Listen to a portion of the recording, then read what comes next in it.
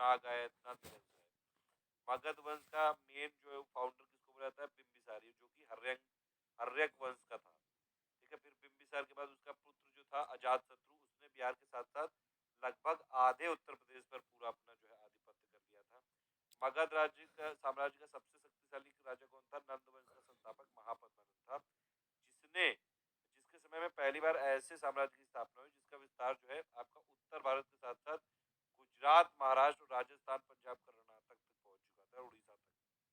ठीक, फिर उसके बाद इस काल के समर पर जो संपूर्ण साम्राज्य में अगर आप देखेंगे तो मतलब हर तरफ डेवलपमेंट हुआ। फिर महापद्मानंद के समय में सिकंदर का आक्रमण हुआ था। ठीक है, लेकिन वो व्यास नदी से आगे नहीं बढ़ पाया था। फिर आया मौर्य समाज। मगध में मौर्य समाज की स्थापना चंद्रगुप्त मौर्य यानी कि फाउंडेशन, जो फाउंडर कौन थे मौर्य समाज के? वो थे चंद्रगुप्त मौर्य। 322 ईसा पूर्व से नंद वंश को पराजित करके की गई थी, चाणक्य ने मदद करी थी चंद्रगुप्त मौर्य की। ठीक है, ये आपको पता होगी हिस्ट्री सब। फिर इसके विजय में फिर ये मगध जो है सामान्य पश्चिम में ईरान, सौराष्ट्र लेके पूर्व में बंगाल तक जो है फैल गया था, और उत्तर में हिमालय से दक्षिण में कर्नाटक तक ये हो गया था। बहुत बड़ा जो है हो गया था मतलब शासन ये। चंद्रगुप्त मौर्य के बाद उसका पुत्र बिंदुसार, उसके बाद फिर जो बिंदुसार का पुत्र अशोक मौर्य। अशोका ने फिर मतलब काफी ज्यादा और ज्यादा उसको एक्सपेंड किया। अशोक बहुत एक बड़ा शासक था, और उसके राज्याभिषेक में 8वें वर्ष में कलिंगा पर भी विजय प्राप्त कर ली थी। फिर जो है इसमें स्टार्टिंग जो इनका समय था उसमें अशोक ब्राह्मण धर्म से संबंधित था, लेकिन फिर बाद में उसने बुद्धिज्म की तरफ मतलब पूरी तरह से डेडिकेट हो गया था। बुद्धिज्म उसने जो है अडॉप्ट कर लिया था। लुम्बिनी की यात्रा किया और वहां कुछ निर्माण कार्य भी कराया। अपनी जनता के नैतिक उत्थान के लिए अशोक ने एक धम्मा करके पॉलिसी स्टार्ट करी थी। ठीक है, तो विश्व में अशोक ऐसा पहला शासक था जिसकी दृष्टि में संपूर्ण जीवधारी समान थे। अब ये मगधा का ये देख सकते हैं कैसे कैसे जो है यहाँ पे क्रोनोलॉजिकल ऑर्डर क्या है। पहले हर्यंका हो गया, ठीक है, फिर ये शिशुनाग, फिर नंदा, फिर मौर्य, फिर शुंग, फिर कनवा, फिर सतवाहना, फिर गुप्ता। इस हिसाब से जो है मगधा एम्पायर में क्रोनोलॉजिकल ऑर्डर हुआ है ये। देखिए, अगर आप ये लिस्ट देखेंगे लार्जेस्ट एम्पायर की, तो सबसे बड़ा जो एम्पायर था पूरे इंडिया में, जो ये मतलब अगर देखें आप इसमें एरिया के हिसाब से, तो ये है मौर्य का एम्पायर। ठीक है, मौर्य का एम्पायर अभी तक का इंडिया में सबसे बड़ा माना जाता है। मतलब जो जैसे आप ये समझते हैं ना कि औरंगजेब का बोलते हैं कि लार्जेस्ट था, लेकिन जो एक्सटेंड था सबसे ज्यादा किसमें था? मौर्य समाज में। देख सकते हैं आप ये करीबन 5 मिलियन किलोमीटर स्क्वायर एरिया है ये, मतलब 50 लाख एरिया का है ये, 50 लाख किलोमीटर स्क्वायर एरिया। और जो इस समय का साइज है उसका 150 गुना था। ब्रिटिश एम्पायर उसके बाद नंबर 2 पे है, 139% था, और फिर उसके बाद मुगल एम्पायर और फिर गुप्ता एम्पायर है। तो मौर्य का समाज जो है सबसे बड़ा था। ठीक है, उसके बाद फिर जो है दिल्ली सल्तनत हो गया, फिर मराठा, और फिर कुशन, और फिर ये एम्पायर ऑफ हर्षा। ठीक है, अशोक के इतिहास से अगर आप देखेंगे इसका कहाँ कहाँ क्या सोर्सेस क्या क्या है, इनके पूरे जो है इंस्क्रिप्शन है, कई सारे इंस्क्रिप्शन है, माइनर भी है, मेजर भी इंस्क्रिप्शन है। ये आपको जो है कई बार हिस्ट्री में पढ़ा भी होगा आपने, जैसे एंशिएंट इंडियन हिस्ट्री की हमारा पापा वीडियो देखिएगा, उसमें सब बताया गया डिटेल में। उसके बाद अभी तक 40 से ज्यादा जो है अधिक ये अभिलेख प्राप्त हो चुके हैं, यानी कि इंस्क्रिप्शन प्राप्त हो चुके हैं। इन 40 में से उत्तर प्रदेश में मिलने वाले कौन कौन से हैं? और अहरौरा मिर्जापुर का है ये माइनर जो है आपका इंस्क्रिप्शन। फिर टोपरा का है स्तंभ लेख यानी कि पिलर एडिक्ट। मेरठ का है स्तंभ लेख, कौशाम्बी का स्तंभ लेख है, और सारनाथ का लघु स्तंभ लेख यानी कि मिनर माइनर जो है ये माइनर पिलर एडिक्ट है ये। ठीक है, इसके बाद देखेंगे आप टोपरा और मेरठ स्तंभ लेख को फिरोज शाह तुगलक ने दिल्ली में, और कौशाम्बी स्तंभ लेख को अकबर द्वारा प्रयाग किले में स्थापित कराया गया था। स्तंभ लेख का इंग्लिश का क्या मतलब है? Pillar addict. फिर जो है अगर आप देखेंगे अशोक का जो सारनाथ है स्तंभ लेख, उसके शीर्ष पर जो सिंह की आकृति बनी हुई, शेप बना हुआ है, उसी को तो भारत सरकार ने अपना नेशनल एम्बलम बनाया है, राजकीय चिन्ह बनाया है। अशोक कालीन जो पाषाण कलाकृतियां थी यानी कि स्टोन आर्ट वर्क था, और जो लेख थे यानी कि एडिक्ट था, उनका निर्माण चुनार के बलुआ पत्थर से किया गया है। ठीक है, बलुआ पत्थर को क्या बोलेंगे? ये क्ले जो है यहाँ पे अगर आप देखें इसको, बलुआ पत्थर को बोलेंगे सैंड स्टोन। तो सैंड स्टोन से बना है चुनार के। अशोक काल में हजारों स्तूपों का निर्माण कराया गया था, और हेंग सांग ने उत्तर प्रदेश के मथुरा, कन्नौज, कौशाम्बी, श्रावस्ती, काशी और आदि जितने भी स्थान पर जितने स्तूप मिले हुए हैं उनका उल्लेख किया हुआ है, ठीक है। और आगे अगर आप इसमें चलें, फिर शुंग वंश आया। शुंग वंश में क्या है, पुष्यमित्र शुंग था एक ब्राह्मण, उसने 185 बीसी से में अंतिम जो मौर्य सम्राट था बृहद्रथ, उसकी हत्या कर दी थी और मौर्य साम्राज्य को खत्म कर दिया था, ठीक है। फिर शुंग वंश चालू हुआ, इन्होंने अपनी राजधानी पाटलिपुत्र बनाया, पाटलिपुत्र की जगह विदिशा को बनाया, ठीक है। फिर अयोध्या के शिलालेख से ये पता चलता है कि ये काफी जो है धर्मानुयायी था, फिर रिलीजियस था ये। और पतंजलि की अध्यक्षता में 2 अश्वमेध यज्ञ करवाए थे इन्होंने। ये जो थे, ये इन्होंने स्तूप का भी निर्माण करवाया। शुंगकालीन साम्राज्य में अगर आप देखें, उसकी सीमा लगभग जो है मौर्य समाज के आसपास थी, लेकिन अभी हमने देखा जो एक्सटेंड सबसे ज्यादा मौर्य का था, ठीक है। तो उत्तर प्रदेश में संस्कृत भाषा, स्थापत्य कला तथा ब्राह्मण जो धर्म का ये पुनरुत्थान हुआ, मतलब फिर से रिवाइव हुआ ये। फिर अगर और आप आगे की जाएंगे तो शुंग जो राजवंश थी उसके बाद फिर आया कण्व वंश, ठीक है। कण्व वंश की सत्ता स्थापित हुई। इस वंश का पहला राजा वासुदेव था और उत्तर भारत पर इस वंश का शासन कब से चला, 75 बीसी से लेके 30 बीसी तक चला। उसके बाद फिर इंडो ग्रीक्स आए। इंडो ग्रीक्स का ने जो है आक्रमण किया और इनको बोला जाता है हिंदी में हिंद यवन, यानी कि इंडो ग्रीक्स। ये दूसरी शताब्दी यानी कि 2 बीसी के आसपास आए थे। इन्होंने इंडिया के वेस्टर्न पार्ट में यहाँ पे पहले हमला करने की कोशिश की और काफी कब्जा भी कर लिया, लेकिन गंगा घाटी क्षेत्र में ये जो है पराजित हो गए थे और उसका कब्जा नहीं कर पाए थे इंडो ग्रीक्स ने। फिर अगर आप देखेंगे, शुंग और कर्ण वंश की समाप्ति जब ये हो गई तभी जो है इंडो ग्रीक आगे बढ़ सके, तब तक इनको वेट करना पड़ा था। फिर पतंजलि के महाभाष्य से ये भी पता चलता है कि जो ये इंडो ग्रीक से इन्होंने साकेत को घेर लिया और गंगा की घाटी में बहुत आगे तक बढ़ गया। मतलब अगर आप मैप से इसमें देखें तो पहले ये वेस्टर्न घाट में थे, सॉरी वेस्टर्न वाला जो इंडिया का रीजन था यहाँ तक थे, फिर धीरे धीरे जो है इन्होंने ईस्ट की तरफ कूच करना चालू किया।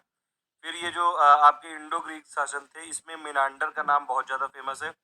इसका साम्राज्य झेलम से लेकर मथुरा तक आ गया था यूपी में, ठीक है। और इसकी जो है सियालकोट राजधानी थी। फिर जो है इंडो ग्रीक की स्थापना में, जहाँ पे ये अगर आप देखेंगे यूनानी जो है भारतीय धर्म से बहुत प्रभावित हुई, मतलब ये इंटरमिंगलिंग तो होती है कल्चर की।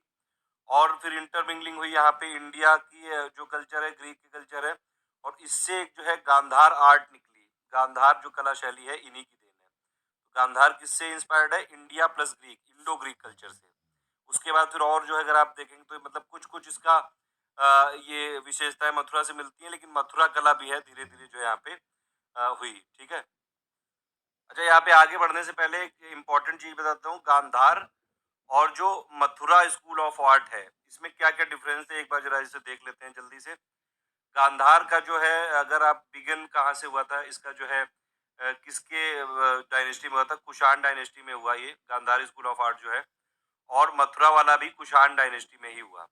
एरिया क्या क्या था गांधार और मथुरा का, एरिया था इसका नॉर्थ वेस्ट फ्रंटियर, ठीक है, यानी कि उत्तर पश्चिम की जो तरफ था। और जो मथुरा वाला था ये मथुरा में था पूरा का पूरा। आउटसाइड इन्फ्लुएंस की अगर आप बात करें कि इन्फ्लुएंस इसमें जो गांधार में किसका था, ग्रीक का था। इसीलिए बोलते हैं India plus Greek, Indo Greek थी गांधार कला, ठीक है, यानी कि गांधार आर्ट। लेकिन जो मथुरा आर्ट थी ये प्योरली इंडिजिनस थी, यानी कि इंडिया में ही डेवलप हुई थी, इसमें कोई फॉरेन इन्फ्लुएंस नहीं था, ठीक है। रिलीजियस अगर इन्फ्लुएंस की बात करें तो गांधार आर्ट जो है बुद्धिज्म से काफी ज्यादा यहाँ पे प्रेरित है, प्लस जो है हेलिनिस्टिक जो रियलिज्म से उससे प्रेरित है ये। और जो मथुरा आर्ट है ये हिंदुज्म से है, प्लस बुद्धिज्म से है, जैनिज्म से है, प्लस सेकुलरिज्म से है, ठीक। और अगर आप बात करें कि क्या क्या डिफरेंस है, मटेरियल यूज गांधार में क्या हुआ, इसमें जो है ब्लूइश ग्रे सैंडस्टोन हुआ, यानी बलुआ पत्थर, और प्लस ग्रे सैंडस्टोन हुआ। लेकिन मथुरा आर्ट में क्या हुआ, आपका रेड सैंडस्टोन हुआ। ये एक इंपॉर्टेंट बात है, मथुरा में रेड सैंडस्टोन है, यहाँ पे ब्लू और जो है ग्रे सैंडस्टोन है। फीचर की अगर आप और बात करें तो यहाँ पे क्या क्या जो है मूर्तियां किस तरह की बनाई गई, जैसे अगर आप गांधार आर्ट की बात करेंगे तो स्पिरिचुअल बुद्धा, ठीक है, सैड बुद्धा, बियर्ड बुद्धा, फिर जो है आपका कम यहाँ पे ऑर्नामेंटेशन था, मतलब कम ज्वेलरी था, ये सब चीजें सजावट कम थी। बुद्धा को योगी योगी पोस्चर में दिखाया गया यहाँ पे, ठीक है। लेकिन जो यहाँ पे अगर आप मथुरा की बात करेंगे तो डिलाइटेड बुद्धा, ठीक है, लेस स्पिरिचुअल टाइप का, प्लस जो है बहुत इनर्जेटिक, प्लस यहाँ पे ये एक पद्मासना में बैठे हुए, प्लस मस्कुलरिटी दिखाई गई है यहाँ पे। बुद्धा को जो है 2 मॉन्क से सराउंडेड दिखाया गया है, और जो है पद्म पानी, पद्म पानी जो है मतलब लोटस को होल्ड किए हुए, और वज्र पानी, ये सब जो है वज्र को मतलब होल्ड किए हुए, ये सब मथुरा आर्ट की जो यहाँ पे विशेषताएं हैं। प्लस मथुरा में और भी हैं, जैसे सर्वतोभद्रिका, सर्वतोभद्रिका जो इमेज है चार जैन की, वो भी इसी में है। तो ये कुछ इंपॉर्टेंट है, यहाँ पे आपको थोड़ा याद रखना चाहिए। गांधार और मथुरा आर्ट में डिफरेंसेस आ सकते हैं। फिर उसके बाद आया शक वंश। ठीक है, शक कहाँ से आए थे? सेंट्रल एशिया से आए थे, और ये एक बर्बर जाति थी, ट्राइब थी ये, ईरान से होके भारत में आए थे ये। भारत में ग्रीक की सत्ता को इन्होंने समाप्त किया और जो है बड़े भूभाग पर अधिकार किया। ये सब हम लोग यूपी में, यूपी की हिस्ट्री में इसलिए पढ़ रहे हैं क्योंकि यूपी नॉर्थ में है, और ये किसी ना किसी तरह से यूपी में भी इन सब जो है राज्य जितने भी ये वंश हुए, इनका यूपी में एरिया था, इनका इन्फ्लुएंस था, या फिर कुछ एरिया था। ठीक है, इसके बाद तक्षशिला, मथुरा, महाराष्ट्र, उज्जैनी आदि स्थानों पर इनकी कई सारी जो है ब्रांचेज इन्होंने यहाँ पे स्टैब्लिश की, शक ने।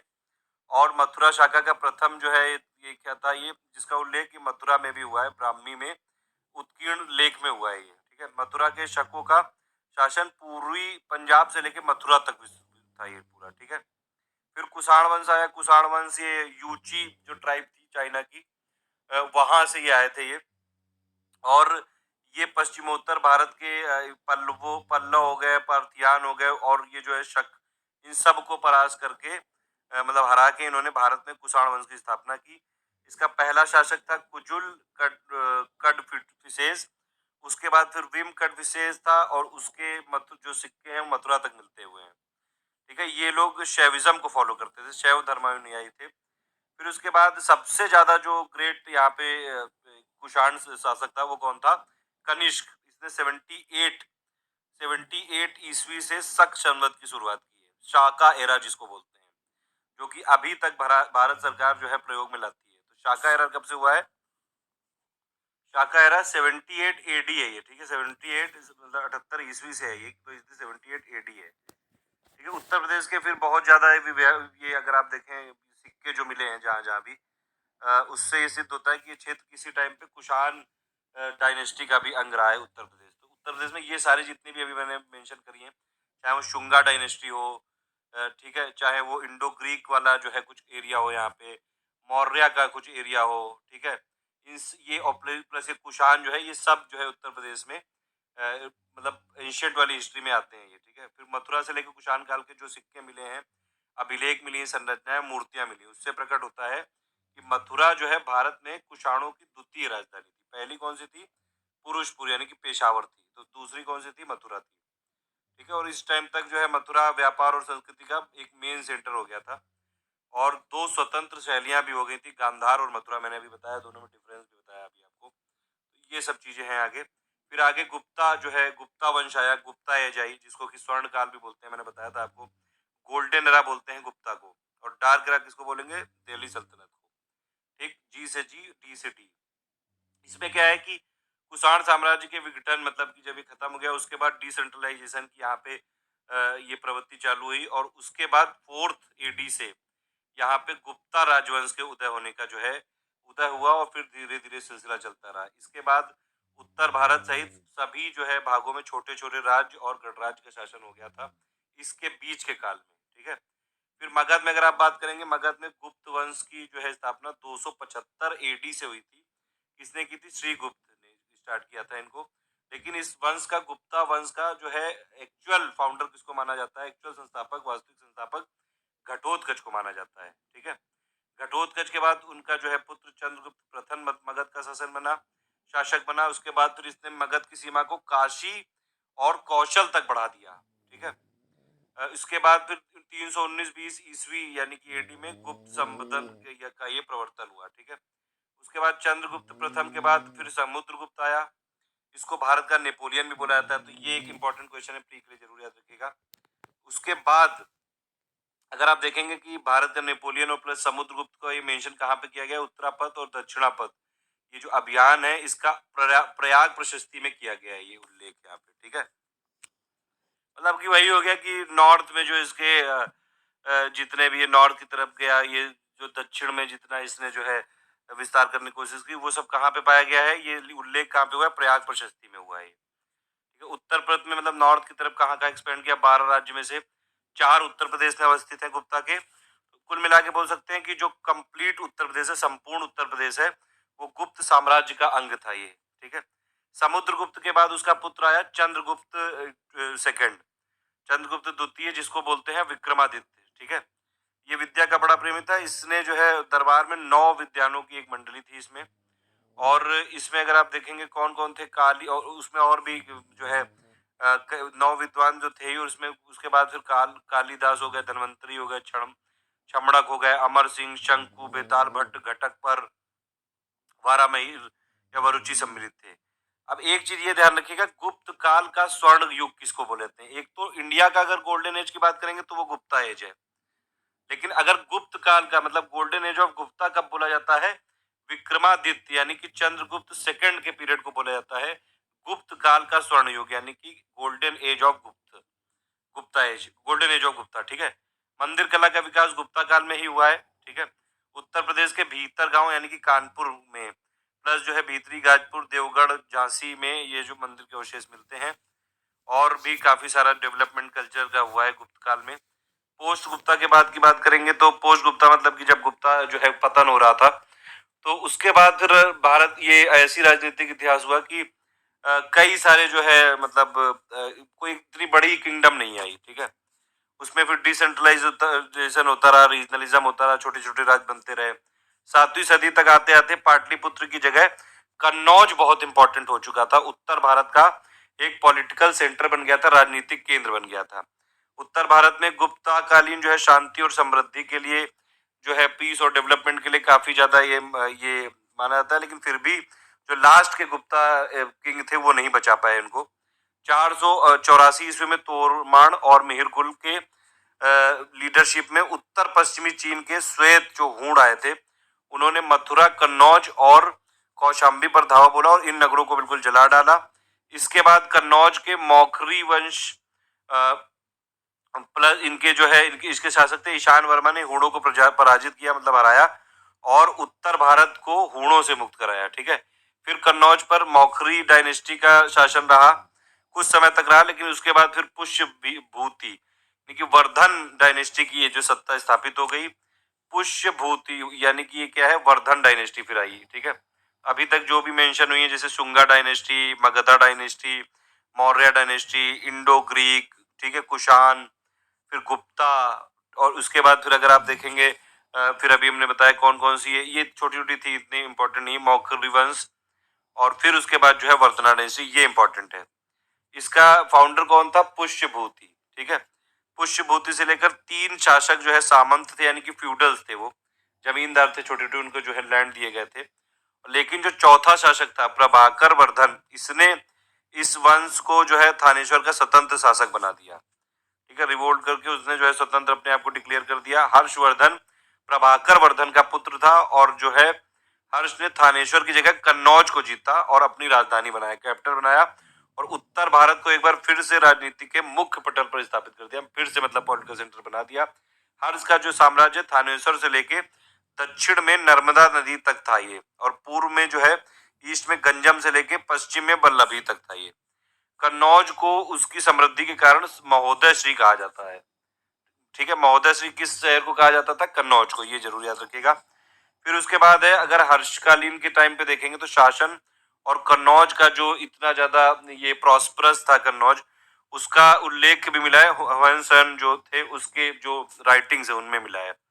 फिर हर्षवर्धन ने 2 बौद्ध सम्मेलन किए थे, एक था द कन्नौज असेंबली और एक था द प्रयाग असेंबली। ठीक है। हर्ष के बाद जो है फिर से उथल पुथल मच गई थी और फिर ट्राइपर्टाइट स्ट्रगल हो गया था। मतलब कन्नौज में पूरी तरह से अपने शासन को करने के लिए 3 शक्तियां भिड़ रही थी। ठीक है। कुछ समय तक अगर आप देखेंगे वर्धन वंश जो वर्धन डायनेस्टी थी, उसके बाद कुछ समय तक तो कन्नौज यशोवर्मन नामक एक शक्तिशाली शासक के अधीन रहा था, लेकिन फिर जो है आयुध वंश की स्थापना हुई, और जो आयुध वंशी राजा थे इंद्रायुध, उसके टाइम पे कन्नौज पर ये 3 शक्तियां थी उस टाइम पे, जैसे पाला डायनेस्टी, गुर्जर प्रतिहार डायनेस्टी और राष्ट्रकूट, इनके बीच में एक ट्राइपर्टाइट स्ट्रगल हो गया। ट्राइपर्टाइट मतलब वही 3 लोगों के बीच में 200 साल तक चलता रहा। इसमें फाइनली विजय किसकी हुई थी? गुर्जर प्रतिहार की हुई थी। तो ये एक इंपॉर्टेंट चीज जरूर याद रखिएगा। और प्रतिहार लोग जीत तो लिए थे लेकिन बहुत ज्यादा टाइम तक नहीं रख पाए, फिर राजपूत के हाथ में चला गया, फिर फाइनली जो है प्रतिहार के उसमें आ गया। ठीक है, तो ये सब चीजें ऐसी हुई है, मतलब फाइनली जो है गुर्जर प्रतिहार इसमें जीते थे। उसके बाद इनका साम्राज्य जो है मुल्तान से सौराष्ट्र तथा बिहार से लेके विंध्य तक था ये। फिर मिहिर बोज, महिपाल, महेंद्रपाल आदि इस वंश के फेमस यहाँ पे जो है रूलर्स हुए हैं ये। और इसमें जो है एक राजा भोज था, जैसे आपने सुना होगा कहाँ राजा भोज कहाँ गंगोत्री, तो ये वो वाले राजा भोज बहुत शक्तिशाली थे। इनके समय में सुलेमान भारत आया था, और जो ये भोज थे ये वैष्णविज्म को फॉलो करते थे। 9th और 10th सेंचुरी जो आपका एडी चल रहा था उस टाइम उत्तर भारत गुर्जर प्रतिभाओं जो सॉरी गुर्जर प्रतिहार जो थे उसके सत्ता शासन के अधीन था ये। ठीक है, फिर आया 1018 ईस्वी में महमूद गजनवी ने प्रतिहारों को पराजित कर दिया।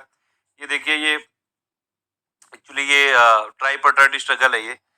नॉर्थ वेस्ट में अगर आप देखें गुर्जर प्रतिहार थे, पाला डायनेस्टी थे, और प्लस राष्ट्रकूट थे इधर। फाइनली जीता कौन था? गुर्जर प्रतिहार। रीजन क्या थे कि वही जो रिच रिसोर्सेज थे कन्नौज पे उनको कब्जा करने के लिए। हमेशा से वही चलता है कि रिसोर्सेज के लिए ही लड़ाई चलती है, आज भी रिसोर्सेज के लिए ही। अगर आप देखेंगे मिडिल ईस्ट में हो गया, या फिर मतलब दुनिया भर में, जैसे अगर आप ओशन की बात करेंगे तो आर्कटिक में हर जगह हर कंट्री घुसा हुआ है कि हमें भी चाहिए सब, जो वही पहले भी चलता था। सुप्रीमेसी कन्नौज में इस्टेब्लिश करने के लिए, प्लस जो है अपनी आर्मी को मेंटेन रखने के लिए, कंट्रोल करने के लिए गुजरात और मालवा वाला एरिया, और प्लस कन्नौज जो है वो गंगा के ट्रेड रूट में ये स्थापित था, तो उसको जो है सिल्क रूट में ये इस टाइम पे मिला हुआ था, तो इसलिए भी बहुत इंपॉर्टेंट था। कन्नौज कैपिटल सिटी भी था हर्षवर्धन की, और ये सब चीजें थी। ठीक है, प्रतिहार के बाद क्या क्या कंडीशन हुई वो सब चीजों के बारे में बताया गया है। प्रतिहार के बाद जो है मध्य देश यानी कि उत्तर प्रदेश में फिर से अराजकता फैल गई। फिर उत्तर प्रदेश में दो नए यहाँ पे डायनेस्टी आई। एक था महोबा का चंदेल वंश, लेकिन ये ज्यादातर एमपी के आसपास अपना जो है इन्होंने डेवलपमेंट किया, 400 साल तक रहे। चंदेल जो राजा के जितने भी ये नमूने हैं ये सब मतलब इन्होंने ज्यादातर डेवलपमेंट खजुराहो में किया जो एमपी में। और दूसरा कन्नौज और बनारस का गहड़वाल वंश था, गहड़वाल डायनेस्टी थी। ठीक है, इन दोनों राजवंश के फिर बाद ये है मध्य देश में फिर से थोड़ा बहुत शांति हुई और सुव्यवस्था हुई। फिर उसके बाद गहड़वाल वंश का प्रथम राजा था जो यशो विग्रह था, लेकिन इस वंश के सबसे प्रमुख राजा थे गोविंद चंद्र और जयचंद्र थे। जयचंद्र की पुत्री थी, डॉटर थी संयोगिता, जिनका स्वयंवर पृथ्वीराज द्वारा जो पृथ्वीराज चौहान थे उन्होंने अपहरण करके कर लिया था, और इसके कारण जो है ये उससे खुन्नस रखता था पृथ्वीराज चौहान से। इसीलिए इन्होंने जो है पृथ्वीराज और मोहम्मद गौरी का जो 2 बार युद्ध हुआ था। एक तराइन वन था जिसमें जो कि शायद 1100 एक मिनट रुकिए, देखिए बैटल ऑफ तराइन पहला वाला था 1192 में, उसमें तो पृथ्वीराज चौहान ने मोहम्मद गौरी को हरा दिया था। लेकिन फिर 1194 में जो है बैटल ऑफ ये तराइन 2 हुआ था जो, ठीक है, उसमें अगर आप देखेंगे यहाँ पे, नहीं यहाँ पे फिर से एक बार बता दे रहा हूँ, ये माफी चाहता हूँ एक गलती हो गई। बैटल ऑफ तराइन जो है पहला वाला हुआ था 1191 में, ठीक है, फर्स्ट बैटल ऑफ तराइन बोलते हैं इसको। और इसमें पृथ्वीराज ने मोहम्मद गौरी को हरा दिया था, लेकिन फिर जो है जयचंद ने ही यहाँ पे मुखबरी कर दी थी और कुल मिला के धोखा दे दिया, डिच कर दिया था। तो बैटल ऑफ तराइन 2 में 1192 में मोहम्मद गौरी ने पृथ्वीराज चौहान को हराया और प्लस उसको मार भी दिया था। फिर जयचंद को भी मार दिया था हालांकि उसने 1194 में। इसीलिए जो है ये इतिहास भी मतलब ये गवाह है कि धोखाधड़ी, अगर आपस में यूनिटी नहीं रखोगे तो जो है बाहर के लोग आके मारेंगे। वही वाली चीजें हैं यहाँ पे। फिर धीरे धीरे जो मध्य देश यानी कि उत्तर प्रदेश तुर्कों के हाथ में आ गया। फिर आई दिल्ली सल्तनत। ठीक है, मोहम्मद गौरी के जो है उन्होंने जो मतलब अपने जो चेले चपाटे थे, जैसे उस टाइम के कुतुबुद्दीन ऐबक जो इनका बहुत विश्वास पात्र गुलाम था, इसीलिए इस वंश को भी गुलाम वंश बोला गया, उसको बैठा दिया। फिर ऐबक के बाद जो है इल्तुतमिश बना। ठीक है, फिर ये इल्तुतमिश, उससे पहले क्या था, बदायूं का इक्तेदार, मतलब वही जमींदार जो इक्ता सिस्टम चलता था। इक्ता सिस्टम का क्या मतलब होता है वो भी समझ लेते हैं। इक्ता का मतलब है कि जैसे कोई अगर आप किसी को जॉब पे रखो तो उसको सैलरी ना दो, एक जमीन का टुकड़ा दे दो कि आप उसी पे जो है अपना जो जमीन से उसमें कराए वो सब आपकी सैलरी होगी। ठीक है, तो दिल्ली सल्तनत क्योंकि डेली डेली बढ़ता जा रहा था, इसके कारण उसको मैनेज करना कठिन हो गया था, इसीलिए इतना बड़ा हो गया था कि अकेला शासन करना मुश्किल हो जाता था। इसीलिए इल्तुतमिश ने दिल्ली साम्राज्य को कई सारे छोटे छोटे क्षेत्रों में बांट दिया, उसको बोलते थे इक्ता। ठीक है, और इन जो इक्ता पर शासन करते थे उन्हीं को इक्तेदार बोला जाता था। ठीक है, तो ये सब चीजें चल रही थी उस टाइम पे। फिर गुलाम वंश, खिलजी वंश और तुगलक वंश के बादशाहों ने धीरे धीरे दिल्ली की सीमा बढ़ाई। अगर आप प्रेजेंट उत्तर प्रदेश का देखेंगे तो ज्यादातर जो एरिया था इस साम्राज्य का दिल्ली डायनेस्टी का जो है अंग रहा है, ठीक है। और ये पूरा प्रदेश जो है दिल्ली के सुल्तानों का विरोध भी करता रहा हालांकि, ठीक है, क्योंकि दिल्ली की तरफ इनका ज्यादा फोकस रहता था। फिर तुगलक वंश के जो सुल्तान थे फिरोज शाह तुगलक, उन्होंने उत्तर प्रदेश में दो नए नगर यहाँ पे स्थापित किए, एक थे फिरोजाबाद और जो है जौनपुर का निर्माण करवाया, ठीक है। उसके बाद जौनपुर की स्थापना किसने की थी? मोहम्मद बिन तुगलक या फिर जौना खान की स्मृति में किया गया था। तो जौनपुर जो है जौना खान यानी कि मोहम्मद बिन तुगलक की स्मृति में किया गया था। तैमूर लंग के आक्रमण के बाद अगर आप देखेंगे इसमें ये तुगलक वंश समाप्त हो गया, ठीक है। फिर तुगलक वंश की समाप्ति से पहले 1394 में उत्तर प्रदेश में जौनपुर में शर्की साम्राज्य की स्थापना हुई थी। और ये किसने की थी? फिरोज शाह तुगलक के जो एक प्रमुख अमीर थे, नसरुद्दीन तुगलक के विरोधी सूबेदार थे, उनका नाम था मलिक सरवर, ख्वाजा जहां ने की थी, ठीक है। उसके बाद अगर आप देखेंगे मलिक सरवर को तुगलक वंश के सुल्तानों ने मलिक उर्फ शर्क की उपाधि दी थी, यानी कि पूर्व का स्वामी, ठीक है, ईस्ट का राजा की उपाधि दी थी और इसीलिए पूर्वी क्षेत्रों का राजा बना दिया था, शासक बना दिया था। इस उपाधि के कारण ही इनका जो है साम्राज्य शर्की कहलाया। तो शर्की साम्राज्य आ गया था इसके बाद। शर जो शर्की सुल्तान थे उन्होंने जौनपुर नगर को बहुत वहां पे जो है महल बनाया, मस्जिद बनाई, मकबरे बनाए, बहुत सुंदर सा बनाया जौनपुर को। और जौनपुर में जो है शिक्षा, संस्कृति, कला, व्यापार उसका पूरा का एक सेंटर बना दिया ये। इसीलिए जौनपुर को बोला जाता है सिराजे हिंदुस्तान, ठीक है। सिराज ऑफ द ईस्ट, सिराजे हिंदुस्तान, ये सब मैंने आपको शुरू में ही बता दिया था। दिल्ली के सुल्तान अगर आप देखेंगे बहलोल लोदी ने 1484 ईस्वी में जौनपुर को जीत लिया और शर्की साम्राज्य को दिल्ली सल्तनत में मिला दिया, ठीक है। फिर उसके बाद दिल्ली के पूर्ववर्ती जो ये तुर्क थे, मतलब इससे पहले के ये तुर्क थे। फिर लोधी जो थे ये अफगानी थे, ठीक है। उसके बाद फिर अगर आप देखें इसमें सबसे प्रमुख जो लोधी सुल्तान कौन था? सिकंदर था। सिकंदर लोधी ने 1506 में आगरा शहर की नींव डाली। तो आगरा का फाउंडर कौन था? सिकंदर लोधी, और उसको अपना उप राजधानी बना लिया, ठीक है। सिकंदर लोधी के बाद इब्राहिम लोधी गद्दी पर बैठा। बाबर ने इब्राहिम को 1526 के पानीपत में जो है परास्त करके मुगल साम्राज्य की स्थापना कर दी थी। ये दिल्ली सल्तनत का आप देख सकते हैं 5 डायनेस्टी आई थी यहाँ पे। एक ममलुक थी जिसको कि गुलाम भी बोलते हैं, फिर खलजी, फिर तुगलक, फिर सैयद और फिर लोधी, ठीक है। इसका क्यों ये मतलब डिसइंटीग्रेट हो गया, क्यों ये जो है इसमें कई सारे मंगोल ने अटैक किया, प्लस यहाँ पे अच्छा ये क्या क्या मतलब इसमें हुए ये सब काम? तो मंगोल ने अटैक किया, बुद्धिज्म का डिक्लाइन हुआ, प्लस जो है फीमेल रूलर भी आई यहाँ पे अगर आप देखेंगे तो रजिया सुल्ताना। इनके मेन काम क्या क्या थे? जौनपुर की स्थापना फिरोज शाह तुगलक ने की थी, आगरा की स्थापना लोधी ने की थी 1506 में, और जौनपुर के जामी मस्जिद और लाल दरवाजा का जो है निर्माण किसने किया था? सरकी ने, हुसैन शाह सरकी ने। जौनपुर के अटाला मस्जिद तथा झंझरी मस्जिद का निर्माण किसने किया? इब्राहिम शाह सरकी ने। बदायूं की जामा मस्जिद उल्तुतमिश ने बनवाया था। फिर मुगल काल आ गया, मुगल डायनेस्टी आ गई। फिर इसमें अगर आप देखेंगे जहीरुद्दीन मोहम्मद बाबर ने 1526 ईस्वी में दिल्ली सल्तनत की खंडरों पर मतलब मुगल यहाँ पे डायनेस्टी को स्टैब्लिश कर दिया था। स्टार्टिंग में ये गंगा घाटी में संभल और जौनपुर, गाजीपुर, कालपी, इटावा, कन्नौज के आसपास कन्नौज के अफगानों के प्रतिरोध मिल रहे थे इनको। अफगानों को पूरी तरह से समाप्त करने के लिए फिर इन्होंने बाबर ने युद्ध किया 1529 में, और महमूद लोधी और नुसरत शाह को घाघरा के तट पर हरा दिया। तो बैटल ऑफ घाघरा जो था वो। फिर बैटल ऑफ खनवा हुआ, उसमें राणा सांगा को भी हरा दिया और अवध और कन्नौज पर भी अधिकार कर लिया बाबर ने। तो ये सब बाबर के युद्ध हैं, ठीक है। बाबर के कितने युद्ध हुए हैं जरा एक जल्दी से कोई कमेंट करके बताइए, और उसकी एक ट्रिक भी है अगर आपने जो है याद की हो, बहुत पहले मैंने बताई थी एक बार। 1530 ईस्वी में आगरा में बाबर की मृत्यु हो गई। उसके बाद आया हुमायूं। अगर एक ही छोटी सी ट्रिक है शायद यहाँ तक, बादशाह करके है ये मुगल, जो मेन वाले मुगल है उनको याद रखने की, बाबर, हुमायूं, अकबर जो है आपका, जहांगीर, शाहजहां और औरंगजेब। ये है एक छोटी सी ट्रिक, इसको याद रखिएगा थोड़ा सा।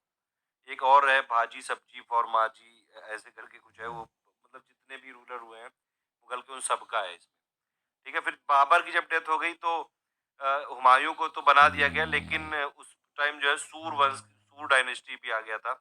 उसके संस्थापक था शेर शाह सूरी, उसके उसने जो है हुमायूं को हरा दिया था। जब तक वो जिंदा रहा शेरशाह सूरी तब तक हुमायूं गद्दी पे नहीं बैठ पाया था। वो एक अफ़गान था और उसके बचपन का नाम फरीद खान था। शेर शाह के जो पिता थे हसन जौनपुर के शासक जो जमाल खान शेरवानी के द्वारा उनको जागीर स्वरूप में मिला था। कबासपुर, सहसराम और हांजीपुर टंडा का प्रबंध देखते थे ये। ठीक है, सूर डायनेस्टी इन्होंने कर दी थी इसी शेर शाह ने। फिर शेर शाह ने अगर आप देखें तो चुनार की जो विडो थी मलिका से विवाह करके चुनार को भी कर लिया था प्राप्त। उस टाइम ऐसा होता था मैट्रिमोनियल अलायंस होते थे, मतलब किसी भी अगर जैसे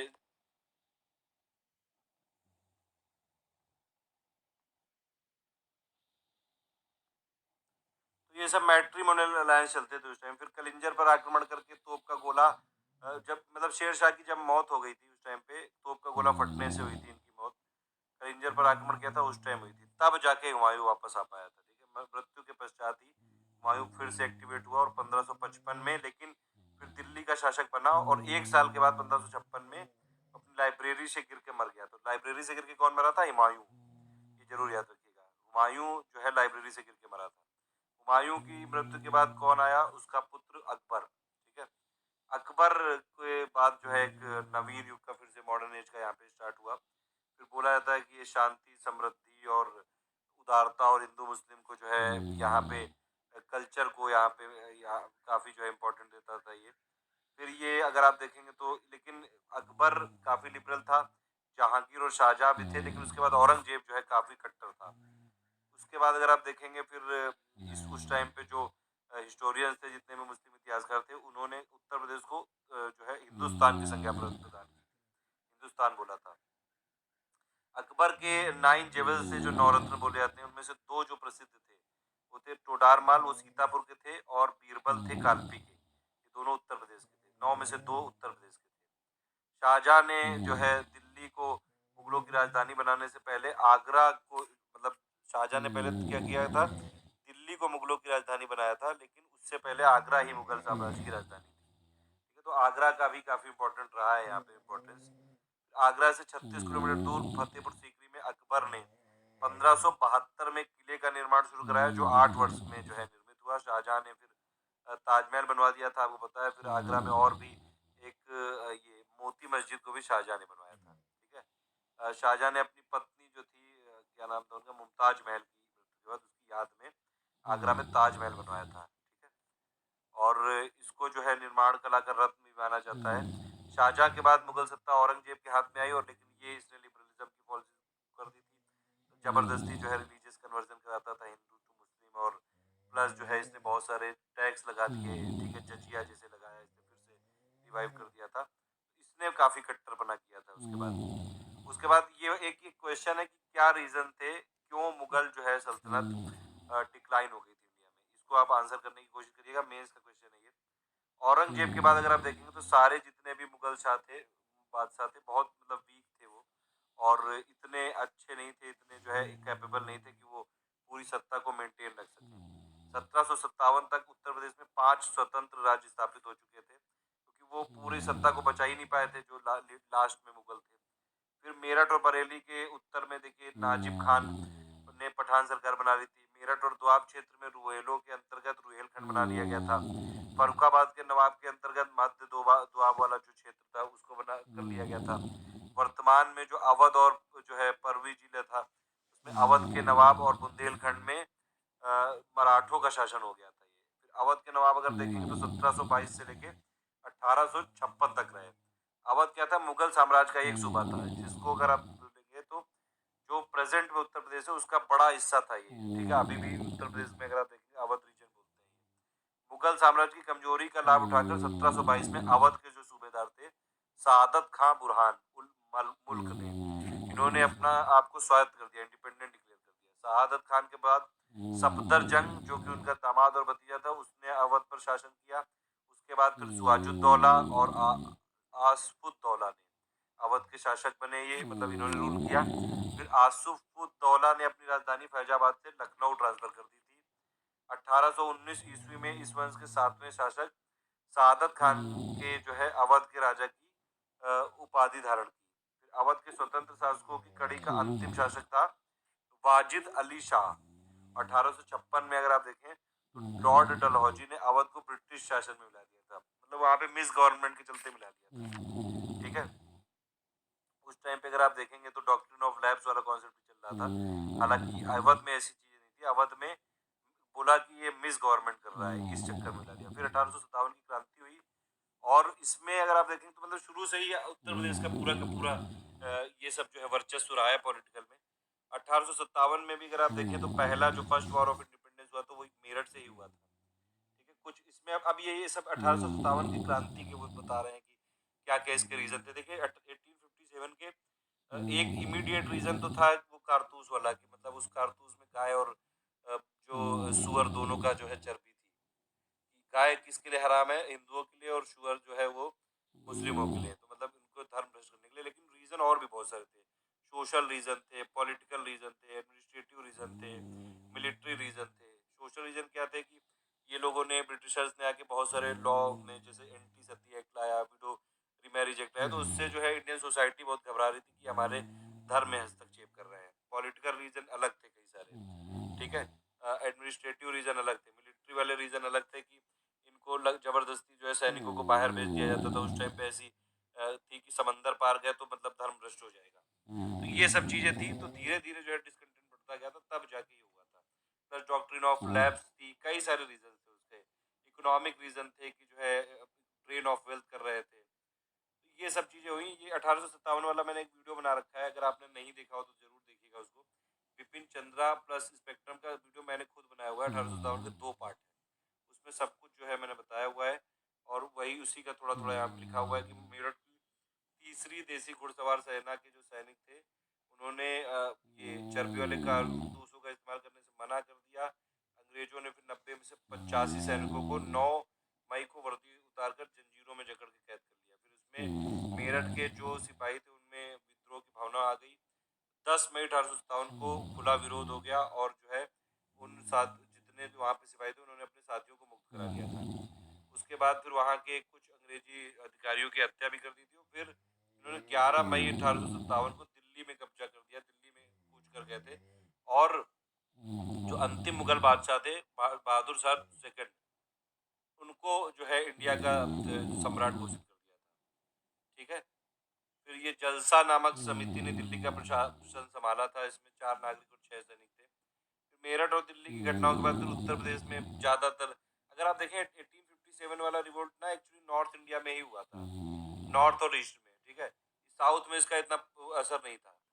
फिर ये अगर आप देखें तो ये 1857 के मेन जो है सेंटर थे, जैसे लखनऊ में कौन लीड कर रहा था? बेगम हजरत महल, कानपुर में नाना साहब, ठीक है, बरेली में खान बहादुर खान, झांसी में रानी लक्ष्मीबाई, इलाहाबाद में लियाकत अली, फैजाबाद में मौलवी अहमदुल्ला, कालपी में तात्या टोपे, मथुरा में देवी सिंह, मेरठ में कदम सिंह।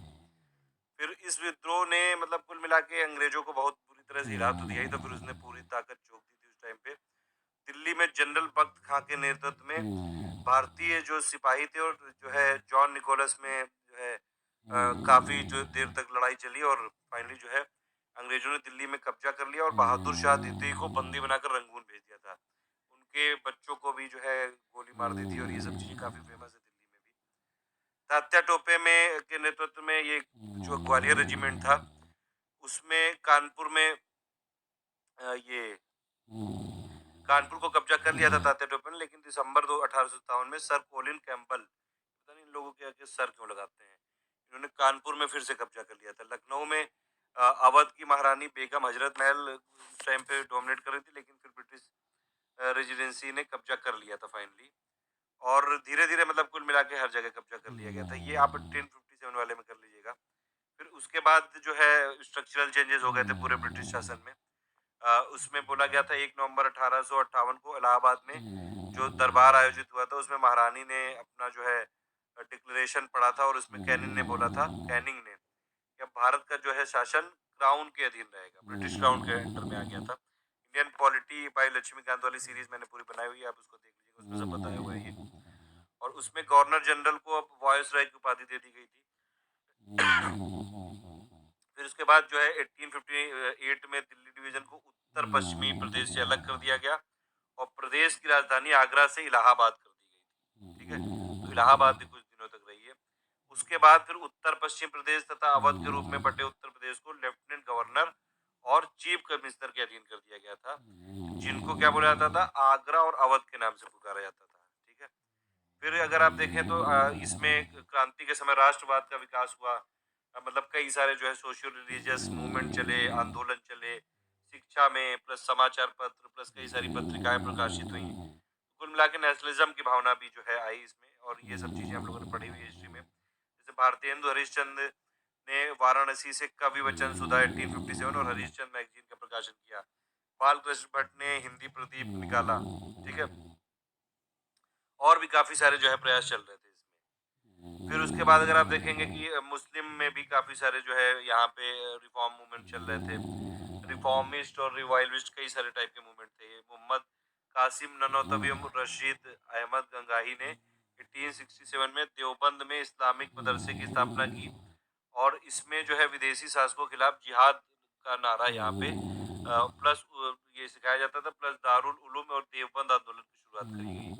उसमें फिर उस टाइम पे जैसे सर सैयद अहमद खान थे, उन्होंने साइंटिफिक सोसाइटी प्लस एंग्लो जो इंडियन एंग्लो सॉरी मुस्लिम एंग्लो ओरिएंटल कॉलेज जो अलीगढ़ मुस्लिम यूनिवर्सिटी है आज, उसको यहाँ पे फाउंडेशन किया। फिर सर सैयद अहमद खान ने तहवीज उल अफलाक, ठीक है, और तथा जो राजभक्त मुसलमान ये सुसलमान नामक पत्रिकाएं जो है यहाँ पे निकाली।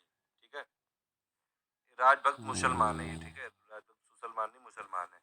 एनी बेसेंट ने 1898 में सेंट्रल हिंदू कॉलेज की स्थापना करी थी। ये जरूर याद रखिएगा, ये क्वेश्चन आ चुका है यूपीपीसीएस में कई बार।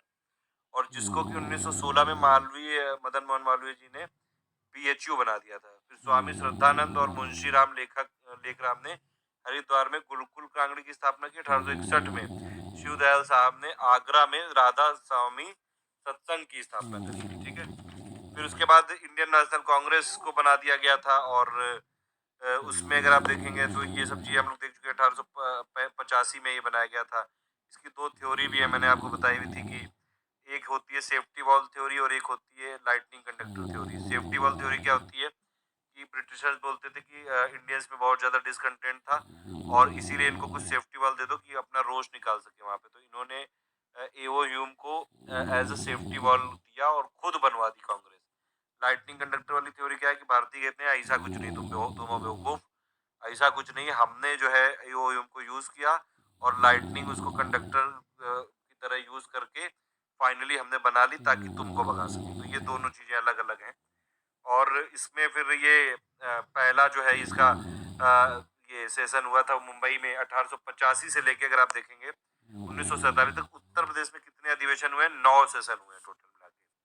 इसमें कौन कौन से? 1888, 1892, 1910 में जो है इलाहाबाद में हुआ है, 1899, 1916, 1936 में लखनऊ में, 1905 में वाराणसी में, 1925 में कानपुर में, और 1964 में मेरठ में हुआ। ठीक है। नहीं, यहाँ पे 1964 नहीं होगा, 1947 में होगा। 1947 में हुआ था ये मेरठ में। ठीक है। जिसके जो अध्यक्ष थे वो कौन थे? जेपी कृपलानी थे। इंडियन नेशनल कांग्रेस का जो सेशन हुआ था।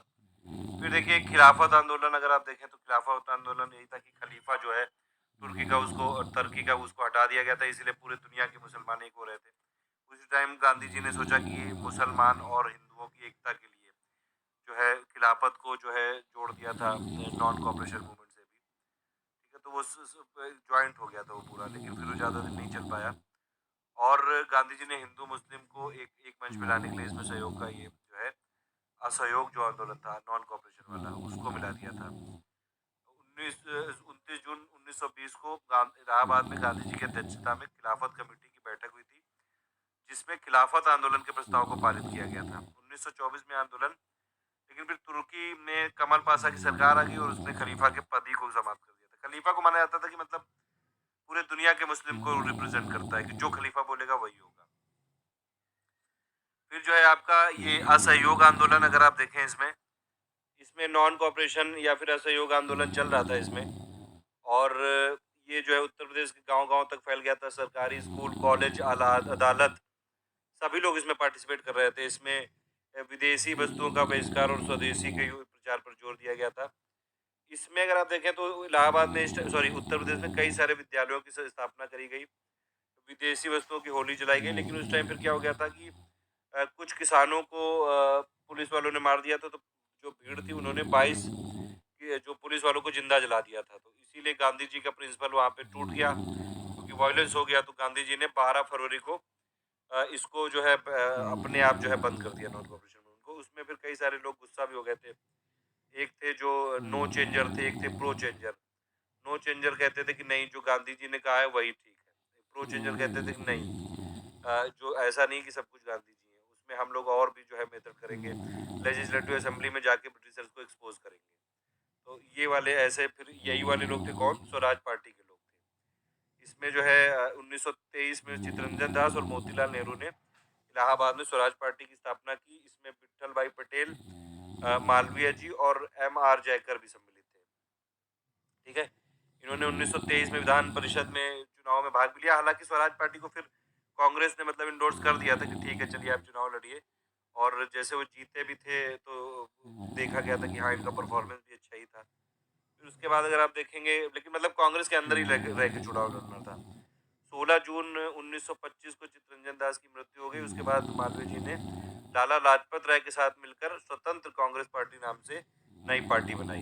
ठीक है, सविनय अवज्ञा आंदोलन यानी कि सिविल डिसोबीडियंट मूवमेंट, इसमें 1923 को हुआ था ये। और गांधी जी ने जो दांडी यात्रा की थी 78 ये सत्याग्रही के साथ मिल के करी थी। तो ये वाले कुछ फैक्ट है आपको जरूर याद रखने चाहिए कि दांडी मार्च में कितने लोग थे। तो दांडी मार्च में ये कब से कब तक गए थे ये समझ लीजिए यहाँ पे। ये चीज गलत लिखी है, 6 अप्रैल को तो मतलब खत्म हुआ था ये दांडी मार्च। दांडी मार्च जो था वो 24 दिन का था। ठीक है, 12 मार्च 1930 से लेके चालू हुआ था ये 6 अप्रैल 1930 तक। मतलब वही था कि एक डायरेक्ट कैंपेन था ये कि टैक्स को रजिस्ट करने का, नॉन वायलेंट प्रोटेस्ट करने का। 78 अनुयायियों के साथ गांधी जी चले थे, और ब्रिटिशर्स की जो है साल्ट मोनोपोली को तोड़ने के लिए था। ठीक है, तो ये वहां पे गए और उन्होंने सॉल्ट लॉ को तोड़ा 6 अप्रैल 1930 को, और उसी से फिर ये सिविल डिसोबीडियंट हुआ था। उसमें भी उत्तर प्रदेश में कई लोगों ने जो है बढ़ चढ़ कर भाग लिया था। कई प्रकार के करों को देने से मना कर दिया था। जयप्रकाश नारायण और शास्त्री जी ने जो है के सहयोग से नेहरू ने इलाहाबाद से करबंदी का आंदोलन छेड़ा। फिर उसके बाद ये मतलब फिर ये गांधी अरविंद समझौता हो गया था। फिर उसके बाद और क्रांतिकारी आंदोलन चल रहे थे कई सारे, क्योंकि उस टाइम गांधी जी ने जब ये एकदम से मना कर दिया था, तो जो यूथ था, मतलब मेच्योर लोग थे जो कांग्रेस में मॉडरेट्स ही थे, उसमें ज़्यादा से ज़्यादा उन्होंने क्या किया, पार्टी बना के, स्वराज पार्टी बना के उन्होंने कहा कि हम लेजिस्लेटिव तरीके से चलेंगे। यूथ थे, इन्होंने कहा नहीं हम तो मार मूर देंगे और जो है काट पीट देंगे, वैसे वाले टाइप के। तो इनको इतिहासकारों ने रिवॉल्यूशनरी टेररिज्म बोला है, हालांकि ये ऐसा नहीं बोलना चाहिए था। यही लोग थे जिनकी वजह से थोड़ा सा डर भी था। ठीक है, तो इसमें जो है अगर आप देखें इसमें, जैसे कि युवाओं में बहुत ज़्यादा संतोष हो गया था, और 1924 में कानपुर में एक हिंदुस्तान रिपब्लिक एसोसिएशन की स्थापना करी गई। इसमें राम प्रसाद बिस्मिल, चंद्रशेखर आजाद, सचिन सान्याल थे, और इसके सेनापति चंद्रशेखर आजाद थे, और इसका मुख्यालय आगरा था। 1928 में इसमें सोशलिस्ट वर्ड जोड़ दिया गया था, भगत सिंह आ गए थे जब। ठीक है, इसमें दिल्ली में एक सम्मेलन हुआ था, उसमें तो इसका नाम हो गया था हिंदुस्तान सोशलिस्ट रिपब्लिकन एसोसिएशन। यानी कि पहले क्या था, ये HRA था, हिंदुस्तान रिपब्लिकन एसोसिएशन, फिर हो गया HSRA, Hindustan socialist Republican association. इन्हीं लोगों ने जो है ये काकोरी में ट्रेन का जो है खजाना लूटा था, और ये काकोरी वाला जो है इन्हीं लोगों ने पूरा प्लान किया था। ठीक है, इसको काकोरी कांड नाम से या फिर काकोरी कॉन्स्पिरेसी नाम से जाना जाता है ये। और ये किया कब था, ये 9 अगस्त को किया गया था ये, 1925 को। लखनऊ के पास जो है एक ट्रेन जा रही थी, उसको लूटा गया था। इसमें राम प्रसाद बिस्मिल, अशफाक उल्ला खान और रोशन सिंह को फांसी की सजा सुनाई गई थी, और कई सारे लोगों को जो है कारावास भी दिया गया था। इसमें जो है मुकदमा लड़ा था किसने, चंद्रभान गुप्ता ने लड़ा था। और उत्तर प्रदेश के शिव वर्मा और जयदेव कपूर के सहयोग से 8 अप्रैल 1929 को भगत सिंह और बटुकेश्वर दत्त ने सेंट्रल असेंबली में बम फेंका था ये। ठीक है, ये सहारनपुर में बनाया गया था। सहारनपुर में जो बम फैक्ट्री थी उसमें ये किया गया था ये, उसमें बनाया गया था। 1930 तक सभी को पकड़ लिया गया था ऑलमोस्ट, और आज़ाद को लेकिन नहीं पकड़ा जा सका था, चंद्रशेखर आज़ाद को। उनको फिर 27 फरवरी 1931 को वो वहाँ पे थे अल्फ्रेड पार्क में, और वहाँ पे किसी ने मुखबरी कर दी थी। किसी ने में जो बड़ा ये दिक्कत है यहाँ पे, कई सारे अगर आप न्यूज़पेपर पढ़ें तो उसमें बड़े-बड़े जो है आरोप लगाए जाते हैं आजकल की जो पॉलिटिकल पार्टीज़ हैं उनके कुछ लीडर्स पे। अब इस पे मैं इसलिए कुछ बोलूँगा नहीं क्योंकि कंट्रोवर्सी हो जाएगी फालतू में। लेकिन ये एक बड़ी जो है ऐतिहासिक यहाँ पे दर्ज है ये चीज़ें कि आखिर जो है वो आज़ाद चंद्रशेखर आज़ाद जिन नेता से मिलके गए थे वो बहुत बड़ा नाम है उनका। उनके उसके बाद ही तुरंत जो है क्यों उनको मार दिया गया, मतलब आखिर किसने बता दी थी उनकी खबर? किसी को अगर पता हो तो ज़रूर इस पे पूरी बात बताएँ। मैं यहाँ पे अपने मुँह से नहीं बोलना चाहता हूँ क्योंकि ये कंट्रोवर्शियल चीज़ है थोड़ी-सी। फिर किसान आंदोलन हुए, इसमें अवध क्षेत्र में किसानों को जमींदार और तालुकदारों के शोषण से के विरुद्ध संगठित करने का प्रयास ये सबसे पहले किसने किया? Home rule league. अच्छा, होम रूल लीग भी 2 टाइप की थी। एक तो तिलक चला रहे थे और एक एनी बेसेंट। 1918 में गौरीशंकर मिश्र और इंद्रनारायण द्विवेदी और मालवीय जी के प्रयासों से उत्तर प्रदेश किसान सभा का जो है गठन किया गया। उत्तर प्रदेश किसान सभा को शक्तिशाली बनाने में बाबा रामचंद्र, झिंगरीपाल और दुर्गापाल सिंह की अहम भूमिका थी। बाबा रामचंद्र महाराष्ट्र के ब्राह्मण थे, और उसके बाद अगर आप देखें 1918 दिसंबर में दिल्ली में कांग्रेस अधिवेशन में बहुत बड़ी संख्या में उत्तर प्रदेश में किसानों ने भाग लिया था। 1920 के मध्य में बाबा रामचंद्र ने आंदोलन की पकड़ खुद संभाल ली थी। ठीक है।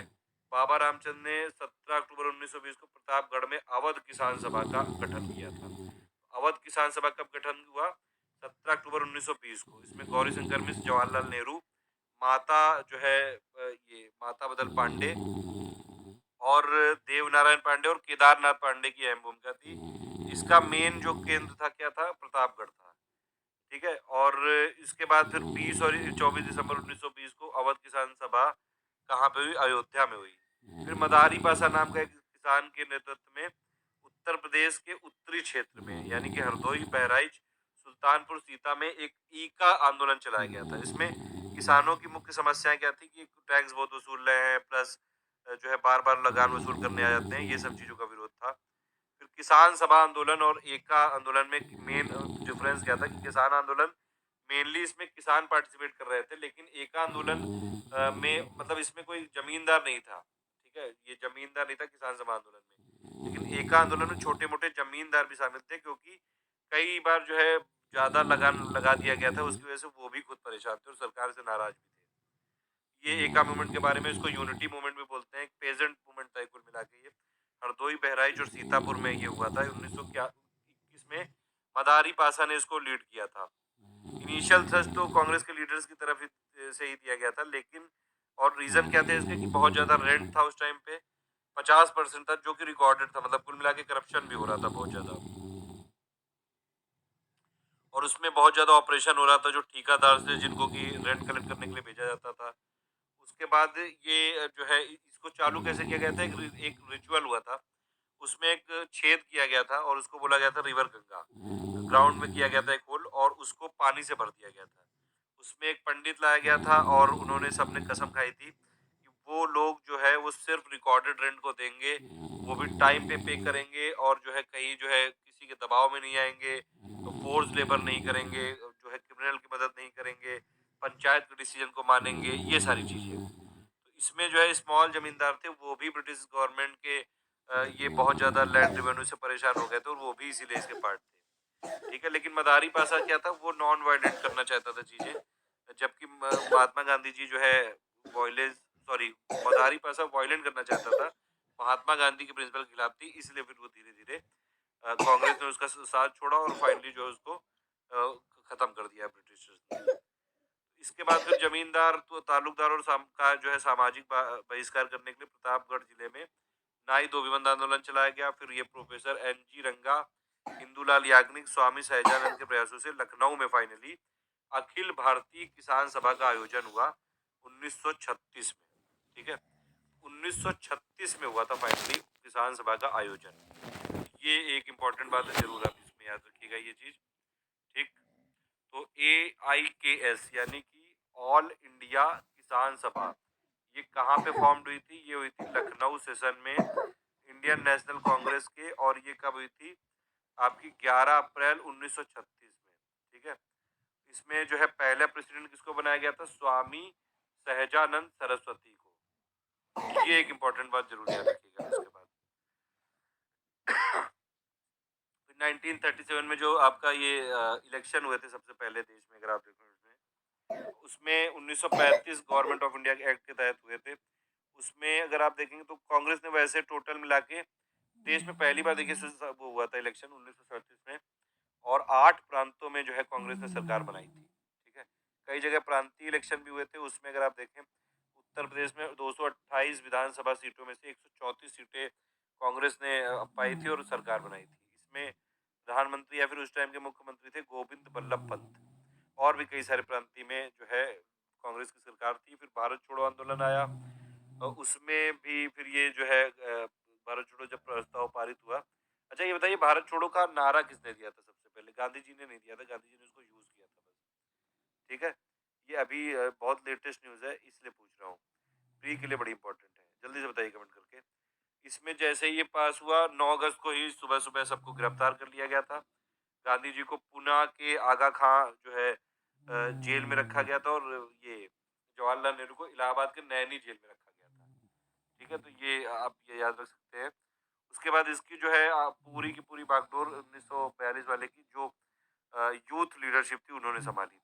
ठीक है, कई सारी अगर आप देखेंगे क्विट इंडिया मूवमेंट के टाइम पे कई सारी पैरेलल गवर्नमेंट भी बनी थी इंडिया में। जैसे बलिया में बनी थी चित्तू पांडे ने, तमलुक में बनी थी बंगाल में, सतारा सतारा जो है महाराष्ट्र में बनी थी। सबसे ज्यादा जो है चला कौन था? सतारा वाली जो है। ठीक है, ये भी एक क्वेश्चन हो सकता है प्री के लिए। तब कुल मिला के बलिया में जो है अब पूरी की पूरी सत्ता अपनी कर दी थी चित्तू पांडे ने। फिर ये धीरे धीरे लास्ट स्टेप है इसमें, मुगल काल के बाद जो है प्रदेश के उत्तरी हिस्से के कई जिले अवध के नवाबों के अधीन हो गए थे। पश्चिम के कुछ जिले जो है दिल्ली के नियंत्रण में थे, और दक्षिण पूर्व तथा पूर्व के साउथ ईस्ट और ईस्ट के कुछ जिले बंगाल प्रेसिडेंसी में थे। बाद में बंगाल प्रेसिडेंसी में से जो है प्रदेश के बाकी हिस्सों को अलग कर दिया गया और आगरा प्रेसिडेंसी बनाया गया। 1836 में उसको उत्तर प्रदेश प्रांत का नाम दिया गया। ठीक है, और उसके बाद इसका मुख्यालय बनाया गया आगरा। नहीं, उत्तर प्रदेश नहीं था, ये उत्तर पश्चिम प्रांत का नाम दिया गया था। ठीक है, तो उत्तर प्रदेश का नाम कैसे था? 1836 में था उत्तर पश्चिम प्रांत, यानी कि नॉर्थ वेस्ट फ्रंट ये प्रोविंस। ठीक है, 1877 में क्या हो गया? उत्तर पश्चिमी प्रांत आगरा एवं अवध। ठीक है, यानी कि क्या हो गया? North west province of Agra and Awadh. 1902 से क्या हो गया? आगरा एवं अवध का संयुक्त प्रांत, यानी कि United province of Agra and Awadh. 1937 से हो गया ये केवल संयुक्त प्रांत, यानी कि हो गया यूनाइटेड प्रोविंस। ठीक है, और 24 जनवरी 1950 से हो गया उत्तर प्रदेश। इसीलिए यूपी डे को मनाते हैं 24 जनवरी 1950 को। ठीक है, 1921 में प्रदेश की राजधानी इलाहाबाद से लखनऊ कर दी गई थी।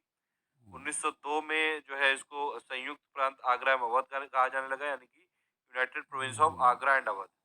ठीक है, आज़ादी मिलने के बाद फिर ये 24 जनवरी 1950 को बना है फाइनली उत्तर प्रदेश, इसीलिए इसको यूपी डे बोलते हैं। 1 नवंबर 1956 को इसका पुनर्गठन हुआ।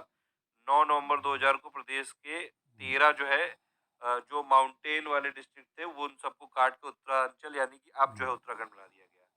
अभी तक इसमें जो है टोटल 9 प्रधानमंत्री दिए हैं मोदी जी को भी मिला के। जवाहरलाल नेहरू, लाल बहादुर शास्त्री, इंदिरा गांधी, चौधरी चरण सिंह, राजीव गांधी, वीपी सिंह और चंद्रशेखर और अटल बिहारी वाजपेयी।